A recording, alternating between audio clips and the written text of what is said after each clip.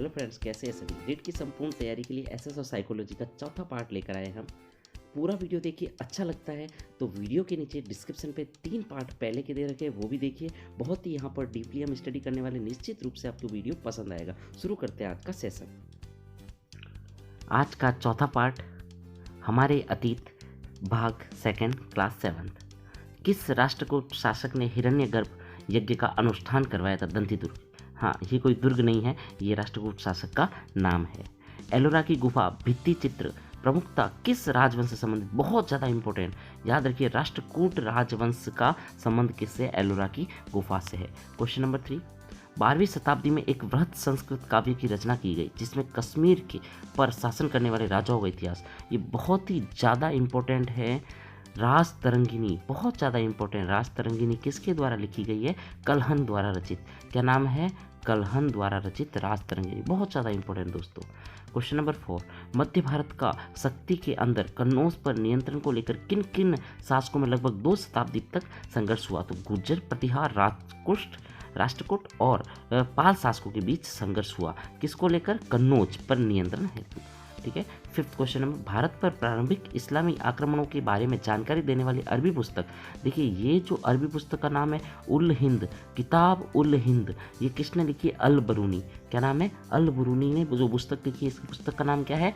किताब उल हिंद। बहुत ज़्यादा इंपॉर्टेंट दोस्तों, चैनल के साथ जुड़ जाइए। यदि पहली बार आप देख रहे हो, निश्चित रूप से आप वीडियो को पूरा देखिए और बहुत ज़्यादा मज़ा आने वाला है।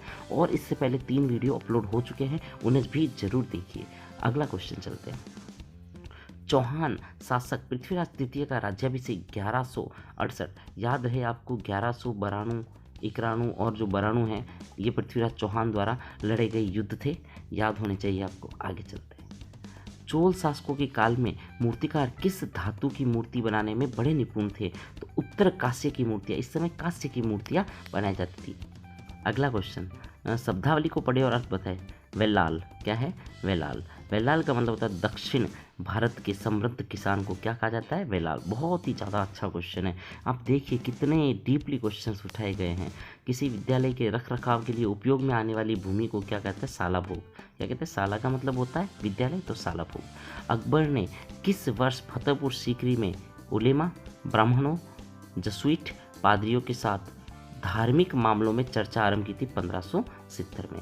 सुल्तान इल्तुतमिश की बेटी रजिया, देखिए रजिया सुल्तान एकमात्र मुस्लिम शासिका, एकमात्र महिला शासिका, ठीक है, 1236 में रियासत पे बैठी थी। गैरिसन शहर से क्या से? गैरिसन किसे कहते हैं? किले बंद बसाओ जहाँ सैनिक रहते हैं, जहाँ सैनिक रहते हैं उसे क्या कहते हैं? गैरिसन। किला बंद होना चाहिए, ठीक है, वहाँ पर कौन रहते हैं? सैनिक। ऐसे क्षेत्र क्या कहा जाता है? गैरिसन कहा जाता है, ठीक है। सल्तनत काल की इमारत मोट मस्जिद जो है आपका सिकंदर लोधी के शासन के समय बनी थी। क्या? मोट मस्जिद। 1526 में दिल्ली के किस सुल्तान को पराजित कर मुगल शासक बाबर ने दिल्ली और आगरा पर अधिकार किया? इब्राहिम लोदी। इब्राहिम लोदी को 1526 में किसने? हाँ, दिल्ली के सुल्तान, हाँ, बाबर ने दिल्ली और आगरा पर अधिकार कर लिया था, याद रहे आपको। बहुत ही अच्छा क्वेश्चन है। मुगल काल का ऐसा शासन जिसने अपने पिता से प्राप्त वसीयत के अनुसार अपने साम्राज्य को विभाजित कर दिया था, तो हुमायूं। क्या नाम है इसका? हुमायूं। अकबर के किस राजस्व मंत्री ने 10 साल की कालावधि के लिए कृषि की पैदावार, कीमतों, कृषि का सर्वेक्षण का कार्य किया? तो राजस्व यानी पटवारी जो थे, पटवारी कौन थे? टोडरमल। अकबर के पटवारी कौन थे? टोडरमल, ठीक है। मुगल काल में बख्शी का क्या अर्थ? सैनिक वेतन अधिकारी। किसे कहा जाता था? बख्शी। ये क्वेश्चन आते हैं, एक नंबर के जो ऑब्जेक्टिव आते हैं उसमें निश्चित रूप से आते हैं और बहुत ज़्यादा इंपॉर्टेंट क्वेश्चन है। अब देखिए हम भूगोल की बात करते हैं 7th क्लास की। पृथ्वी के चारों ओर फैली वायु की पतली परत जो कि वायुमंडल कहलाती है, कौन सी शक्ति वायुमंडल को थामे रखती है? तो गुरुत्वाकर्षण शक्ति।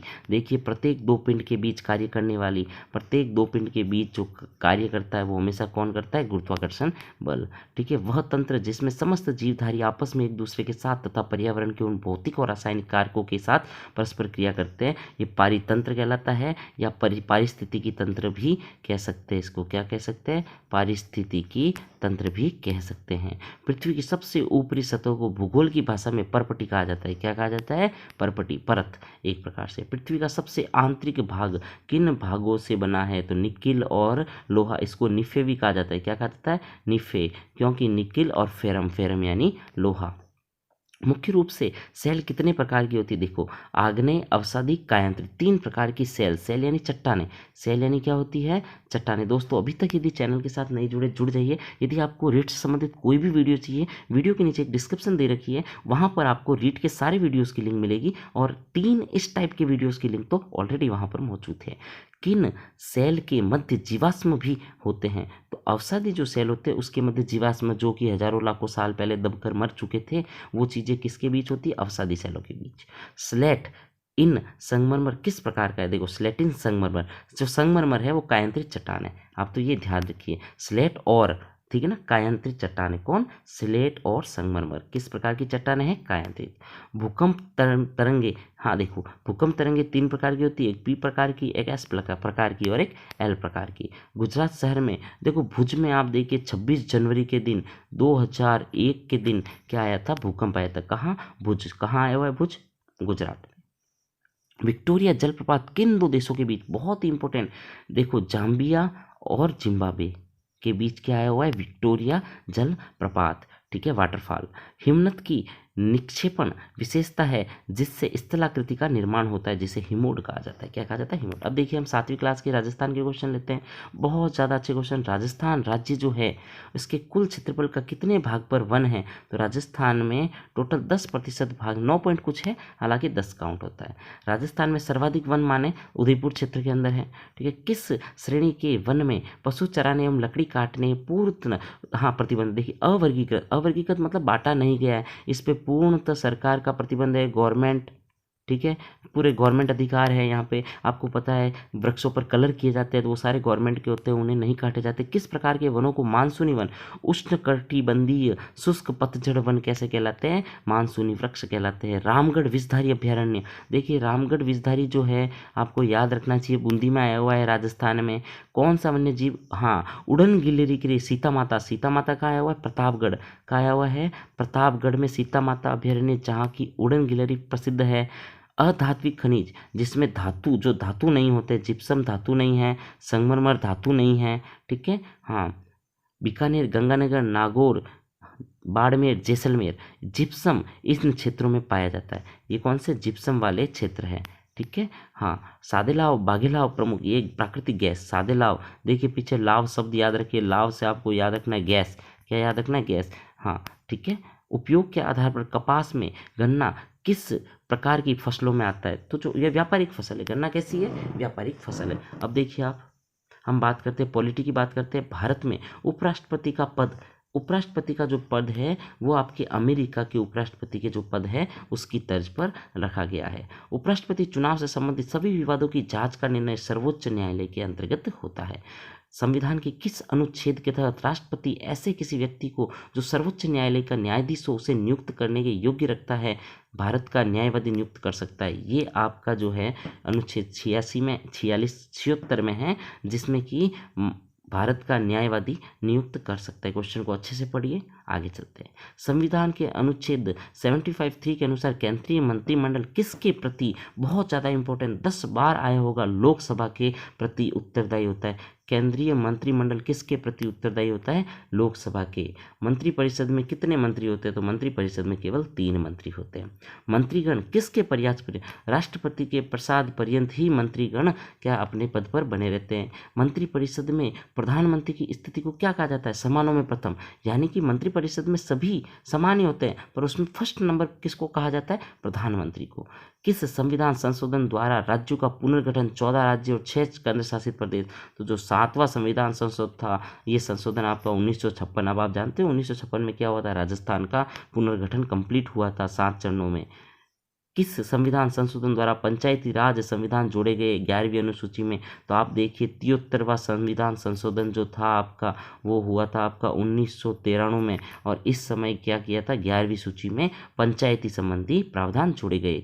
किसी भी विधानसभा की न्यूनतम और अधिकतम, देखिए अधिकतम सीटें विधानसभा की 500 और न्यूनतम हो गई आपकी 60। क्लियर है? किशोरावस्था। अब देखिए आप रिट से संबंधित अपन क्वेश्चन पढ़ते हैं। बाल विकास एवं रिट, ये आपके सिखवाल और लक्ष्य की अच्छी किताबों से लिए गए हैं, वंदना जादव की किताब से भी। किशोरावस्था की प्रमुख समस्या मानी गई है समायोजन, क्योंकि किशोरावस्था में व्यक्ति बिल्कुल एडजस्टमेंट नहीं कर पाता है हर जगह। वह वस्तु या व्यक्ति जो किसी भी व्यक्ति को कार्य करने के लिए प्रेरित करते हैं, उद्दीपक, स्टिमुलेशन, क्या कहते हैं, स्टिमुलेशन, जो हमें कार्य करने के लिए प्रेरित करता है।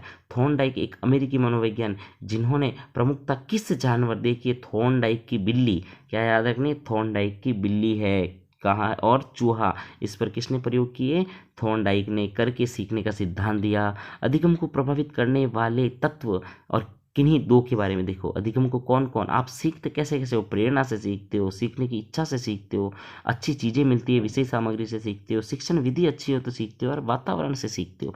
तो आपको थोड़ा सा ऑप्शन वाला क्वेश्चन आएंगे तो आपको थोड़ा ध्यान रखना है। फिर आप देखिए अधिगम के प्रमुख कितने प्रकार के बताए, 2 प्रकार के प्रमुख, गत्यात्मक अधिगम और संज्ञानवादी अनुगम अधिगम। ठीक है?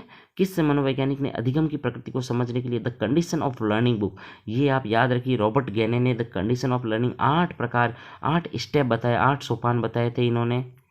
ठीक है? 8 सोपान बताए थे जिसके द्वारा व्यक्ति क्या करता है, सीखता है। प्रगतिशील व्यवहार व्यवस्था की प्रक्रिया को सीखना कहते हैं, ये किसने कहा था, ये कहा था आपके स्किनर। क्या कहा था, स्किनर ने। प्रकृतिवाद के अनुसार शिक्षा का केंद्र बिंदु कौन है, शिक्षा का केंद्र बिंदु बालक है। मनोवैज्ञानिक वास्यों की जो थे वो कहाँ के थे, रूस के थे। कहाँ के, रूस के। असामान्य मनोविज्ञान के आधुनिक जनक, असामान्य मनोविज्ञान के आधुनिक जनक को कहा जाता है सिगमंड फ्रायड, जिसको मनोविज्ञान के, हाँ, जिसको मनोविश्लेषणवाद के जनक भी कहा जाता है। दोस्तों कैसा लगा वीडियो जरूर कमेंट कीजिए, और धन्यवाद देखने के लिए।